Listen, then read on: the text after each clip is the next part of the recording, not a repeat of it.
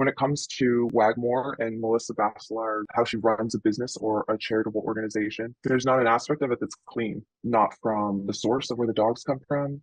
She has adoption fees over the legal limit. She fraudulently fundraises. She misuses those funds. She doesn't provide medical care and vet checks. She is aware of different contagious diseases that are putting other people and animals at risk, and she doesn't do anything about it but deny it and lie about it. She falsely advertises herself and where the dogs are coming from to increase donations. It goes on and on and on. There's not an element of her that is above board. There was one dog that died in our presence. Had he not been sick that moment, she would have fostered it out and it would have ended up dead on someone's hand.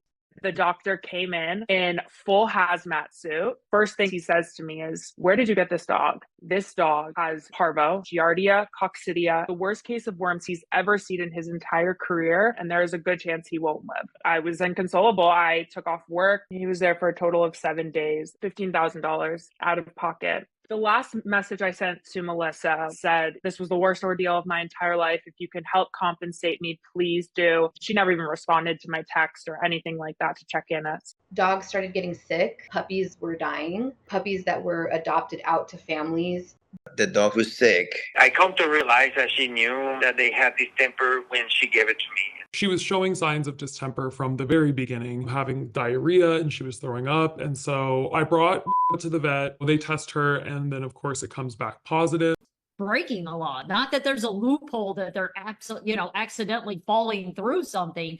I think it's just pure fraud. After a month of having these babies, we had to put them to sleep. So I contacted the owner of Wagmor, but she did very little or anything remotely empathetic or compassionate whatsoever. In fact, she downright ignored our calls. Medical conditions that came with my puppy include respiratory infection, bordetella, canine influenza, ringworm, and a staph infection. I did try to report some stuff to animal control, but I was told that I couldn't do it anonymously. And at the time, I had felt unsafe for speaking out. I felt like I would have been in danger if Melissa and her husband had found out that I said something to animal control or to the police. So I just didn't press it further because they knew where I lived and it just didn't feel safe for me. She never did anything humanely. It was everything that will save her money or make her money. He should not have been adopted out to me until he was fully vetted, healthy, and in a position where he was ready to come home to somebody's home. And they told me that the puppy was completely healthy, had really high energy, and showed no signs of illness, and that she didn't think that the dog ever had parvo. Everybody in our family decided that we would want to adopt the puppy, so we picked up the dog and everything. We had the dog in our care. Then I looked on Instagram and I noticed that they had reposted the animal shelter's post that the dog had tested positive for parvo, and they were swimming in thousands of dollars of veterinary expenses and asking their followers to please donate to treating this dog. She's running tricks on all of these people to make them believe that she is this incredible person, when in reality, she's a fucking con artist. And excuse my language, but she is. Very much like a rush, you need to do this today. Pretty quickly, I noticed that something was wrong with his bottom area. It was very red and didn't look normal.